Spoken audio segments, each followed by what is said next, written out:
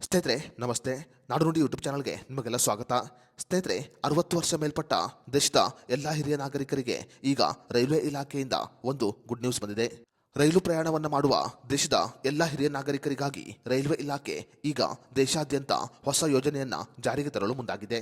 ಹಾಗಾದರೆ 60 ವರ್ಷ ಮೇಲ್ಪಟ್ಟ ಹಿರಿಯ ನಾಗರಿಕರಿಗೆ ರೈಲ್ವೆ ಇಲಾಖೆ ಜಾರಿಗೆ ತರಲು ಮುಂದಾಗಿರುವ ಹೊಸ ಯೋಜನೆ ಯಾವುದು ಅನ್ನೋದರ ಬಗ್ಗೆ ಸಂಪೂರ್ಣ ಮಾಹಿತಿಯನ್ನ ಈ ವಿಡಿಯೋದಲ್ಲಿ ನಾವು ನಿಮಗೆ ತಿಳಿಸಿಕೊಡ್ತೀವಿ. ವಿಡಿಯೋ ತುಂಬಾ ಇನ್ಫಾರ್ಮೇಟಿವ್ ಆಗಿದೆ, ಎಲ್ಲೂ ಸ್ಕಿಪ್ ಮಾಡದೆ ನೋಡಿ.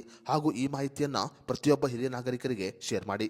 ಸ್ನೇಹಿತರೆ, ಭಾರತೀಯ ರೈಲ್ವೆ ಇಲಾಖೆ ಈಗ 60 ವರ್ಷ ಮೇಲ್ಪಟ್ಟ ಹಿರಿಯ ನಾಗರಿಕರಿಗಾಗಿ ರೈಲ್ವೆ ಟಿಕೆಟ್ ದರದಲ್ಲಿ ವಿನಾಯಿತಿಯನ್ನು ಕೊಡಲು ಮುಂದಾಗಿದೆ.